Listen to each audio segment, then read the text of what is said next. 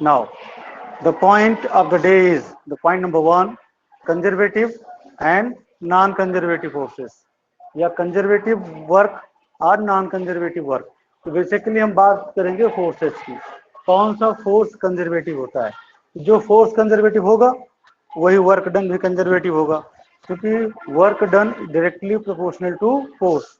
Formula आपने सीखा हुआ है, W कल हम लोगों ने सीखा था, W equal to FS cos theta, कल सीखा था ना, जहां पर फोर्स, डिस्प्लेसमेंट एंड एंगल तीन चीजें होती थी। कल हमने तीनों के बारे में डिस्कशन कर लिया गया था।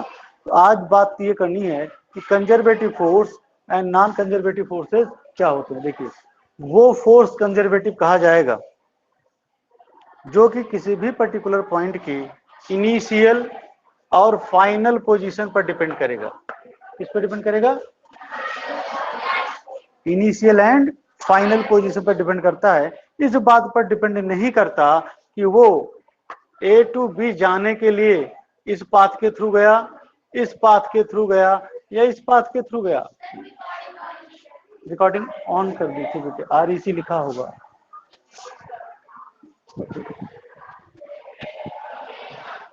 हाँ, ये आ रहा है, देखो पॉइंट ब्लिंक कर रहा है। अब स्टाइल चेंज हो गई, इसकी ऐप अपडेट हो गया, स्टाइल चेंज हो गई है। अब एक रेड पॉइंट ब्लिंक करता रहता है। रिकॉर्डिंग चालू है, कोई दिक्कत नहीं है। तो आइए जरा हम एक एग्जांपल लेते हैं समझने के लिए। सपोज एक ऑब्जेक्ट यहाँ पर है, ये रखा गया और हमने इसको h हाइट ऊपर ले लिया। कहाँ, कितना हाइट ऊपर ले लिया? h height. तो आपने कितना वर्क डन किया? आपने कितना वर्क डन किया? देखिए, इसका वेट कहाँ लाई कर रहा है? नीचे की ओर, mg। इसकी हाइट कितनी है? h। वर्क डन आप भली भांति जानते हैं, W equal to force into displacement, यानी कि फोर्स कितना हो गया? mg and h। Work done कितना हो गया? mg। There is no change. अगर हम इसी ऑब्जेक्ट को, आइए ये देखिए, हमने इस रूप में ले लिया, we are taking in the form of plane. किसके रूप में ले लिया? और इस ऑब्जेक्ट को, सेम ऑब्जेक्ट को जिसका मास m था, जैसे यहां पे इसका मास m था, हम इसको लेकर यहां पर पहुंचे straight upward in the form of inclined plane. आप इसको इंक्लाइंड प्लेन पे यहां लेकर गए, कोई दिक्कत? यहां पर भी वर्क डन जो भी होगा से W1 यहां पर भी जो आपका वर्क डन आएगा वो कितना आएगा? mgh, क्योंकि इसकी हाइट कितनी है? एक और केस ले लीजिए, सेम चीज, वही हाइट, वही हमको हाइट मेंटेन करके रखनी है। हाइट में कोई चेंज नहीं आना है, हमने वही हाइट मेंटेन कर ली। अब हमने क्या किया? हमने एक स्टेयर टाइप हम मूवमेंट किए। किस टाइप मूवमेंट हुआ? जैसे सीढ़ियां नहीं होती हमारी, स्टेप्स बना दिए मैंने, और स्टेप्स में अगर मूवमेंट होता, आप यहाँ जाइए, फिर यहाँ जाइए, यहाँ जाइए, फिर यहाँ, ऐसे करके मूवमेंट होता है, तब भी ऐसी सूरत में जो वर्क डन आया वो भी क्या आता है? बिकॉज हाइट कितनी है? क्योंकि इसका डेरिवेशन आपके सिलेबस में नहीं है, कोविड के कारण रिमूव कर दिया गया है, इसलिए मैं डेरिवेशन नहीं करा रहा, जबकि बुक में डेरिवेशन अवेलेबल है, मेरी वाली बुक में। यदि आप चाहें तो देख सकते हैं। तीनों के रिजल्ट कैसे आ रहे हैं? तीनों के रिजल्ट कैसे आ रहे हैं? सेम आ रहे हैं, जबकि पाथ सबके अलग अलग हैं। इसका पाथ देखिए स्ट्रेट अपवर्ड, इसका पाथ देखिए in the form of inclined plane, इसका पाथ देखिए in the form of stairs, जैसे हमारी सीढ़ियां होती हैं उस रूप में है। लेकिन वर्क डन इन तीनों केसेस में क्या है? सेम है। इसे हम बोलते हैं conservative forces. The work applying in this situation, these forces are conservative in nature. कैसा होता है? कंजर्वेटिव होता है, संरक्षित होता है, न कम न ज्यादा, फिक्स। ठीक है, अब बात आती है, यानी कि आप जरा देखिए, जैसे कि मैंने डेफिनेशन में कहा था, such force are said to be conservative which depend upon initial and final position but not depend the path followed by the body, only depend on initial and final position, initial and final position, initial and final position, not depend nature of path follow। आपने कौन सा path follow करा उसके ऊपर depend नहीं करता। ठीक है, क्लियर हो गया पहला पॉइंट। अब बात करते हैं दूसरे पॉइंट की। वो फोर्स जो इनिशियल और फाइनल पोजीशन पे डिपेंड करता है उसे हम क्या बोलेंगे? Simply non conservative. For example, any example, frictional force. कौन सा फोर्स? हमने पढ़ा था, जैसे कोई ऑब्जेक्ट मूव कर रहा है, आपने एक ब्रेक अप्लाई कर दिया, तो ब्रेक क्या करेगा? उस पर्टिकुलर ऑब्जेक्ट के मोशन को रजिस्ट करेगा, रोकेगा। क्या करेगा? मोशन को क्या करेगा? रजिस्ट करेगा। तो ऐसे फोर्सेस क्या कहलाएंगे? Non conservative. It means frictional force is non conservative in nature. जो फ्रिक्शनल फोर्स होता है वो कंजर्वेटिव नहीं होता। समझ में आ गया? हाँ।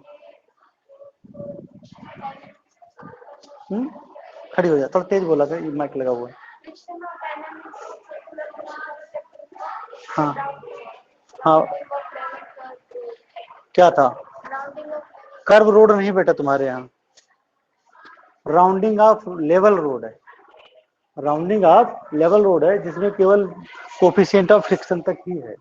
ज्यादा डिटेल करनी है तो मैंने बुक में तो दिया हुआ है, लेकिन रेस्ट पार्ट कट गया है। 3 पॉइंट है उसमें। क्या नहीं, मैंने सिंपल सी चीज उसमें बताई थी कि कोफिशिएंट ऑफ फ्रिक्शन क्या होता है। कोफिशिएंट ऑफ फ्रिक्शन किन बातों पर डिपेंड करता है? गाड़ी स्किड ना करे, इसीलिए वो फार्मूला आपको पढ़ाया गया था, म्यू इक्वल टू क्या था? रूट ऑफ नहीं एफ था, फोर्स का था ना, mu R G, mu S R G, ये बात आपको बताई गई थी। ये डायरेक्ट हिट है, डेरिवेशन का पोर्शन अवेलेबल नहीं है। और उसमें हमने किताब में 3 दिए हुए हैं। एक तो दिया हुआ है कार का केस, एक दिया है साइकिल का case, the case of cyclist, और दूसरा दिया था banking of the road in term of car. Car के टर्म में जो रोड को बैंक किया गया उसका ब्रॉड डेरिवेशन है, लेकिन वो हमारे सिलेबस का पार्ट नहीं है। फर्स्ट टर्म में केवल इंट्रोडक्टरी डाला गया है। क्या डाला गया है? तो उतना मैंने कराया होगा, और जितना कराया है उतना ही आपको फेयर कॉपी पे करना है। रेस्ट तो रेस्ट ही है। समझ गए ना? अकॉर्डिंग टू अवर सिलेबस ही चलना है हमें। क्योंकि हाँ, रही जो बच्चे कंपटीशन की तैयारी करेंगे उनको सब कुछ करना है, इवन ज्यादा करना है, ये सारा करना है। क्योंकि कंपटीशन के लिए कोई सिलेबस नहीं कटा। मैं तुम्हारी जानकारी के लिए बता दूं, जो बच्चे IIT जी या नीट एग्जाम के सपने देख रहे हैं, अच्छी बात है, देखना भी चाहिए, नहीं देखेंगे तो बात कैसे बनेगी। तो वो सिलेबस को प्रॉपर वे में करेंगे, क्योंकि उनके लिए कोई डिडक्शन नहीं है। There is no deduction in the syllabus. Syllabus केवल एकेडमिक पॉइंट ऑफ व्यू से काटा गया है, ठीक है, जिसमें से 30% भाग काट दिया गया जैसा कि मैंने आपको बताया है, और सिलेबस मैंने अपलोड कर दिया है, टीचमेंट पे अपलोड है, आप उसे पढ़ लिया करें सभी, ठीक है। उसमें क्या क्या चीजें लिखी सारा कुछ मेंशन है, ठीक है। क्लियर हो गया ना कंसेप्ट? आइए आगे। अब जैसे यही है कंजर्वेटिव है, नॉन कंजर्वेटिव, इसका डेरिवेशन होना चाहिए था। इन तीनों स्टेप्स के डेरिवेशन है। डेरिवेशन के आधार पे प्रूव है W1, W2, W3 both are same, so we can say the force is conservative in nature. ये तरीका होता है इसका कहने का, लेकिन तरीका तो है ही है, लेकिन इस बार है ही नहीं तरीका, केवल इंट्रोडक्टरी डाला गया है। क्या डाला गया है? और उसके पीछे कारण है इंट्रोडक्टरी डालने का। जो पहला टर्म है आपका वो क्या है? पहला टर्म आपका किस पे बेस है? MCQ पर बेस है। तो उसमें डेरिवेशन का जो सेगमेंट है उसका महत्व खत्म हो गया ना। डेरिवेशन तो आने नहीं है, केवल MCQ आने हैं। तो हर छोटी छोटी बात आपको समझ में आनी चाहिए। छोटी छोटी बातें आएंगी कि जैसे पाथ कंजर्वेटिव क्या होता है, अब आपको पता होना चाहिए कंजर्वेटिव क्या होता है। डेरिवेशन आओ या मत आओ, वैसे कॉम्पिटेटिव बच्चों को आना चाहिए, मैं फिर कह रहा हूँ, क्योंकि नहीं आएगा तो दिक्कत बनेगी कंपटीशन में। और जो आपके पेपर आते हैं, अभी रिसेंटली भी नीट का हुआ है पिछले संडे को, उसमें 11वीं और 12वीं दोनों इक्वल वेटेज रखती है। इवन 11वीं का लेवल थोड़ा सा ज्यादा ही रहता है, तुम्हारी जानकारी के लिए बता देता हूँ, 11वीं कम नहीं रहती। और नॉर्मल जो बच्चे होते हैं वो 11वीं पर इसीलिए फोकस नहीं करते, कहते क्या जरूरत है 11वीं की, 12वीं पास करनी, 12वीं पढ़ लेंगे, फोकस ही नहीं करते 11th स्टैंडर्ड पर।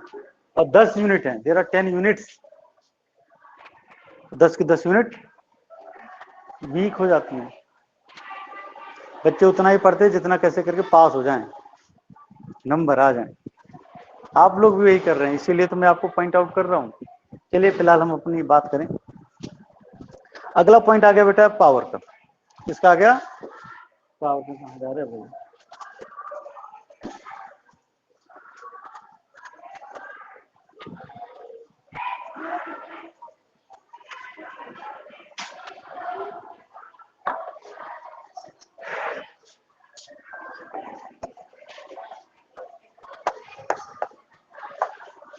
पावर। इस पावर के बारे में आपने छोटी क्लासेस में पढ़ के रखा हुआ है, 9th में भी पढ़ा था आपने।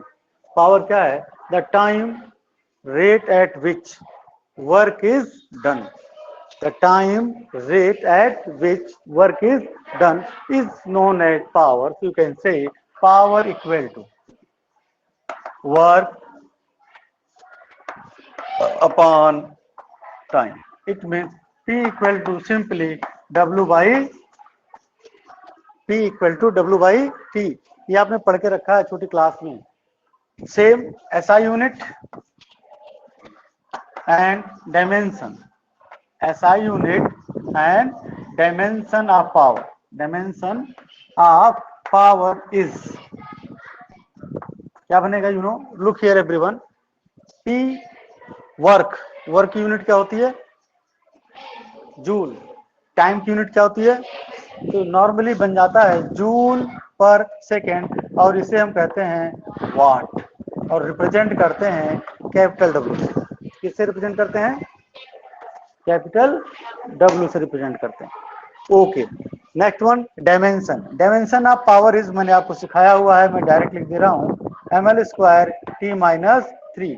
This is the dimension of power. I hope आप सभी बच्चे एलिजिबल होंगे इसको निकालने के, क्योंकि हमने खूब प्रैक्टिस करके रखी हुई है इसकी। खूब प्रैक्टिस करी थी ना, कोई कसर नहीं छोड़ी थी। रचना प्रैक्टिस हुई थी ना? ठीक है, ये तो था पावर। अब अगली बात आती है, एक बात और इसमें, इसको हमें दूसरे टर्म में निकालना है। आइए, we know P equal to dW upon dt। We know, थोड़ा सा अपना वर्जन अलग करते हैं, क्योंकि आप सभी जानते हैं कि यहां तक तो आपको छोटी क्लास में सिखाया जा चुका है। आपको अभी तक ये बातें छोटी क्लास में सिखाई जा चुकी है यहां तक। तो 11वीं में आपने नया क्या किया? 11th स्टैंडर्ड में एक तो ये नई चीज आ गई, और अब जो करने जा रहे हैं नई ही नहीं है। The small amount of work done to the small amount of time, that be equal to work upon time, that is your power. dW can be written as F vector F into vector ds upon dt. Equal लिख सकते हैं नहीं? Work क्या होता है? Force into displacement होता है ना। तो और P equal to force into ds upon dt, और you can write down P equal to force into velocity. This is another formula of power. Power is the product of concerning force and velocity of the object. एक आपका नया formula आ गया, P equal to F into B, force into velocity. अभी तक आपने पढ़ा था dW अपॉन dt, अब एक नया फॉर्मूला आ गया आपके लिए। आगे चलते हैं। पावर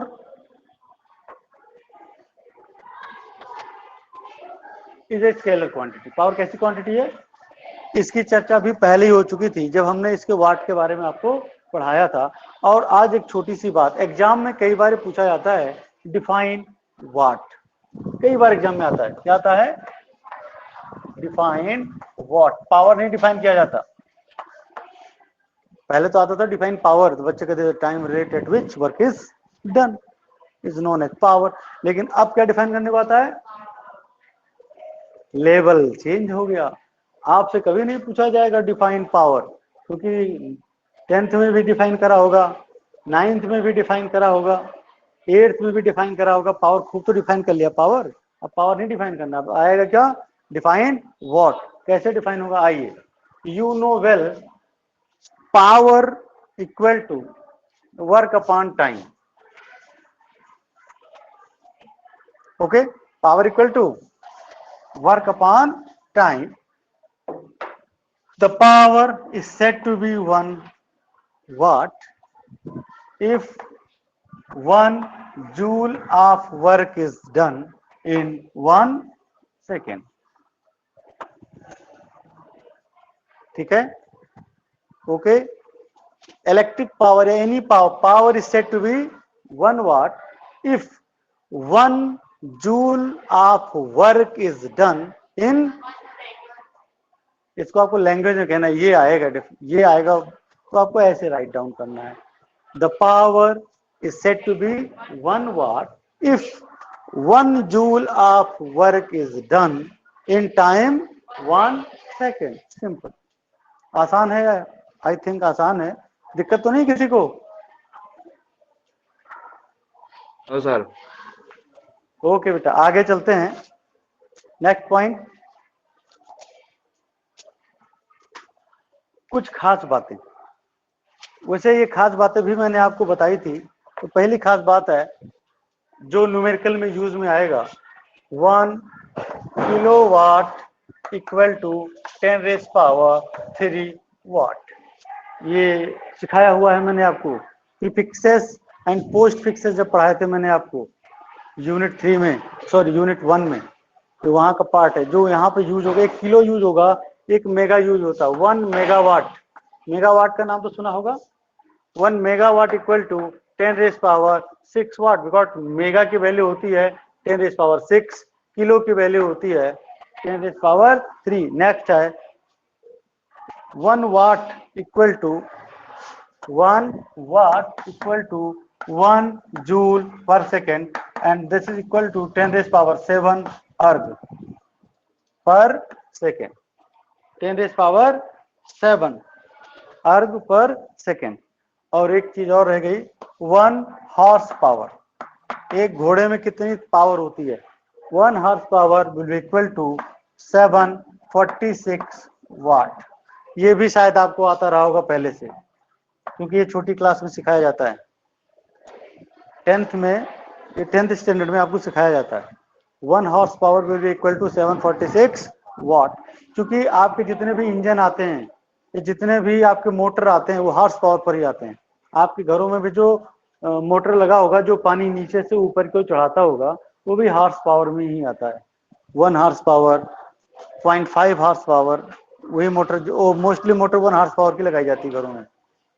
तो 1 horsepower will be equal to 746 watt. ये कुछ खास चीजें हैं जो आपको प्रॉपर वे में मेमोराइज करनी है, क्योंकि ये न्यूमेरिकल में इनका यूज आने वाला है. किसमें यूज आएगा? जितने भी हम न्यूमेरिकल्स करेंगे उसमें ये सब यूज में आएंगी. और अगला पॉइंट है हमारा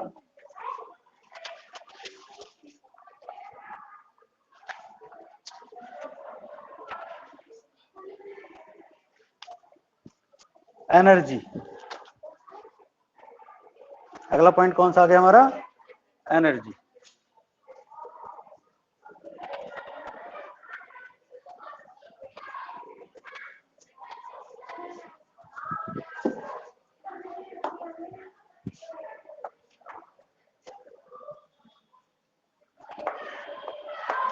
एनीवन, कोई भी बताएगा क्या एनर्जी क्या होती है? एनर्जी क्या होती है? What do you mean by energy? अरे बोलिए, एनर्जी क्या होती है? The capacity of body to do work. किसी भी पर्टिकुलर बॉडी की वो कैपेसिटी जिसके अंदर काम करने की क्षमता होती है. जिस पर्टिकुलर ऑब्जेक्ट के अंदर काम करने की क्षमता होती है, उसे हम कहते हैं कि उसके अंदर क्या है? ऊर्जा है. क्या है? पीछे जाइए आप, गो बैक. ये किसी पर्टिकुलर ऑब्जेक्ट के अंदर कार्य करने की क्षमता है, तो हम ये कहते हैं कि उसके अंदर, हाँ, energy. Basically energy are 2 types. Energy कितने प्रकार की होती है? कौन कौन से प्रकार की एनर्जी होती है? One is kinetic, another is potential. पहली एनर्जी कौन सी है बेटे? Kinetic energy. और दूसरी एनर्जी कौन सी है? तो आइए सबसे पहले शुरू करते हैं kinetic energy. Kinetic energy. Represented by के यू।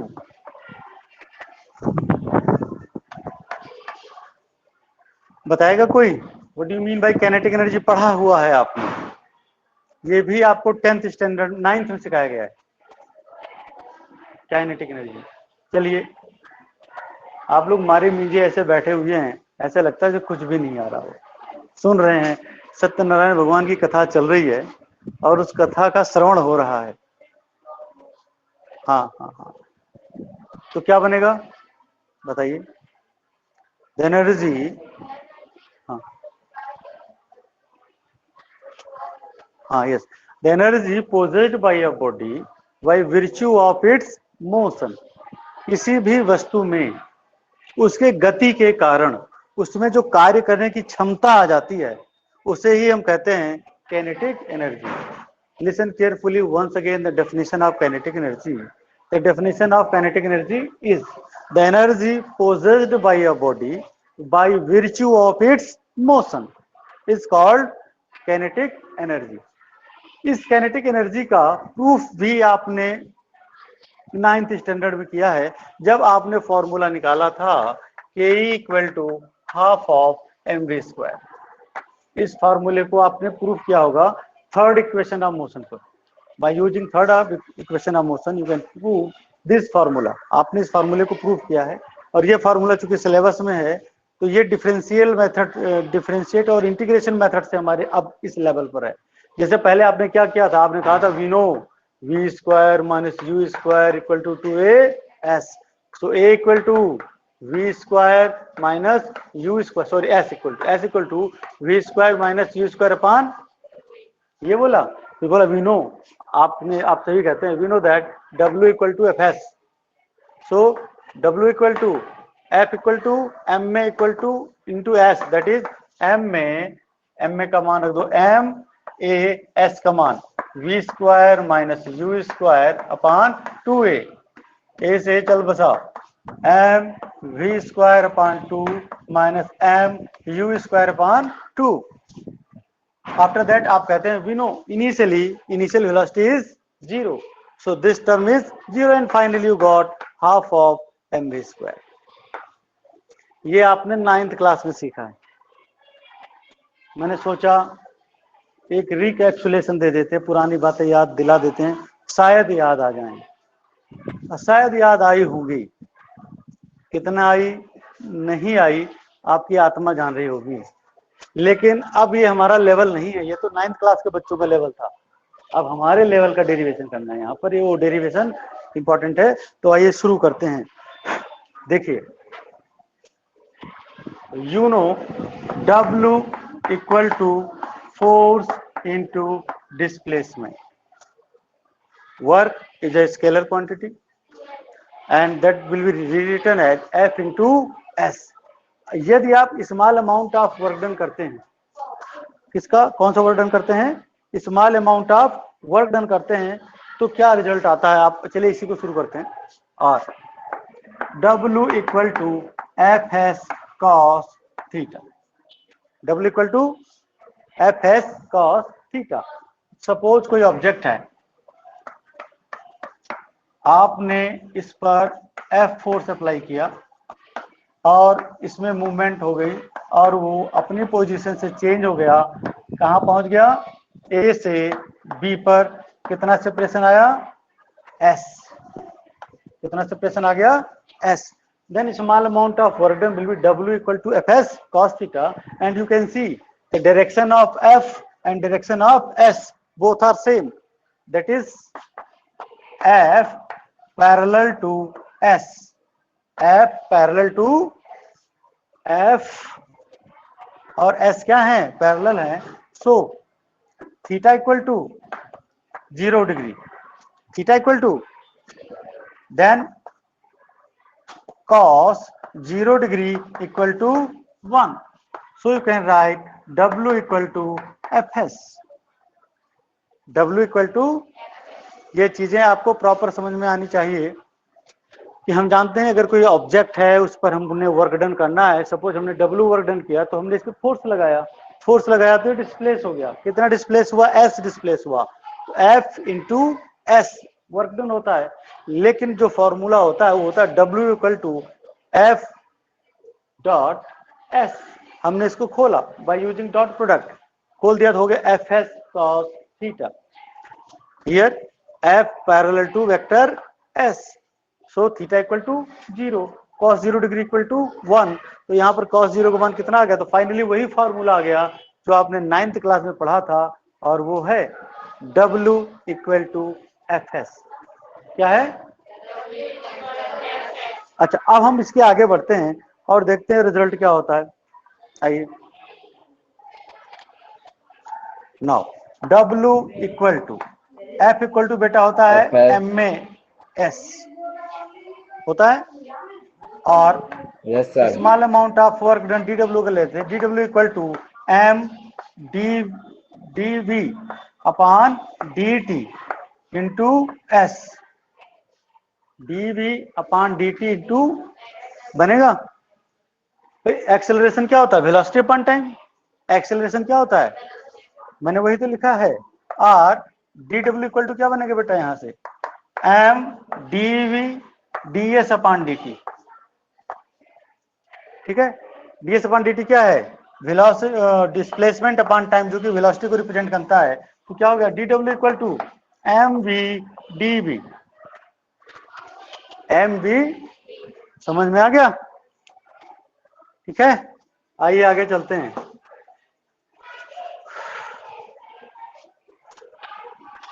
मेन तो यहां से शुरू हुआ है, W equal to F S से। ठीक है, ये तो हमने आपको सिखाया हो, तो थोड़ा सा स्टाइल में लेना था, वेक्टर दिखाना था। आफ्टर दैट ये चला। अब आइए शुरू होता है DW equal to M V D V. Okay, because we have to obtain the velocity from initial to final. हमने माना जो ये ऑब्जेक्ट मूव कर रहा था वो u इनिशियल वेलोसिटी से मूव करा, और किस वेलोसिटी तक पहुंचा था? v वेलोसिटी तक पहुंचा है। So we have to integrate this expression from u to v। So we have to integrate this v to u, sorry initial to final होता है ना, u to v, that one is your, this one is your now kinetic energy equal to constant बाहर ले लीजिए m u to v dv। Okay, मैंने आपको पिछले दिन भी इसका सोल्यूशन का तरीका सिखाया था।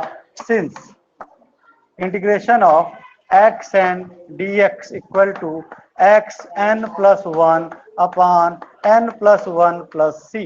ये फॉर्मुलेशन मैंने आपको शुरू में पिछले दिन सिखाया हुआ है कि जब ऐसा डेरिवेशन आ जाता है तो X N D X equal to होता है X N plus 1 upon n plus 1 plus c, where c is the constant of integration, but here it can be 0।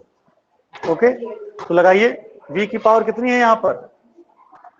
m x N, n का मान हो गया 1, तो ये हो जाता है v1 plus 1 upon 1 plus 1 and its limit from u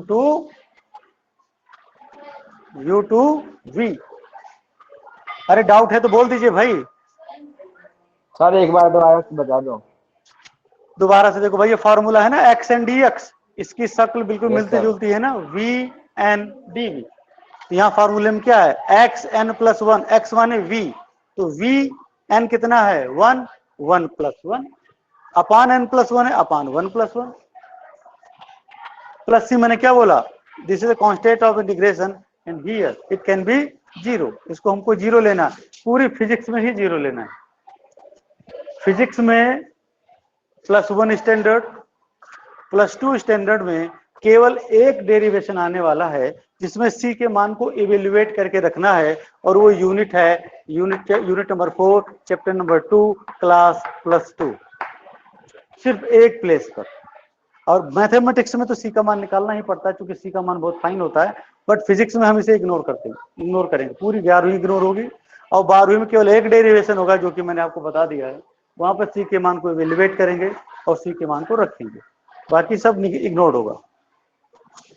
तो ये बेटा बन गया M V square upon 2 and its limit u to v।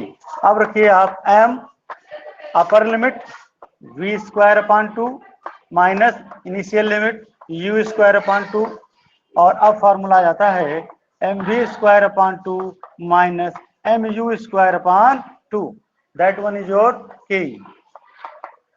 या आप थोड़ा सा स्टाइल में लिख दे सकते हैं इसे, half of M V square minus half of M U square, this one is your change in kinetic energy. Since you know initially your initial velocity is 0, so here this one is can be 0, so you got k equal to half of mv square. K equal to half of, because initial velocity is treated as 0. Initial velocity क्या होती है हमेशा, क्योंकि हम अगर initially चलेंगे तो पहले तो 0 ही रहेगी ना, तभी तो आगे मूवमेंट होता है। तो इस प्रकार से ये बेटा आपका काइनेटिक एनर्जी का फॉर्मूला हो गया। एक फार्मूला और है, relation between kinetic energy and momentum, वो डेरिवेशन हमारे यहाँ नहीं है, चूंकि फॉर्मुलेशन है, तो आप जान लीजिएगा के E equal to P square upon 2m, ये एक फार्मूला होता है जो कि एक रिलेशन शो करता है काइनेटिक एनर्जी और मोमेंटम के बीच में। निकालना चाहें तो मैं तरीका बता देता हूं। ये जो हाफ mv स्क्वायर है ना, इसमें m को मल्टीप्लाई कर देना, इसको मल्टीप्लाई कर देना। अगर m को मल्टीप्लाई करोगे तो m को नीचे क्या करोगे, डिवाइड भी तो करोगे। ऊपर क्या आ जाएगा, M square V square upon m आ जाएगा। तो m स्क्वायर वी स्क्वायर क्या होता है, p स्क्वायर, क्योंकि p बराबर होता है mv, तो p square upon m divided by 2, you got p square by 2। तो ये रिलेशन आपको याद रखना, कैसे होना वो मैंने बता दिया। तो k equal to half mv square and k equal to p square by 2m, और अगले दिन फिर हम लोग कुछ अगला करेंगे, ठीक है ना।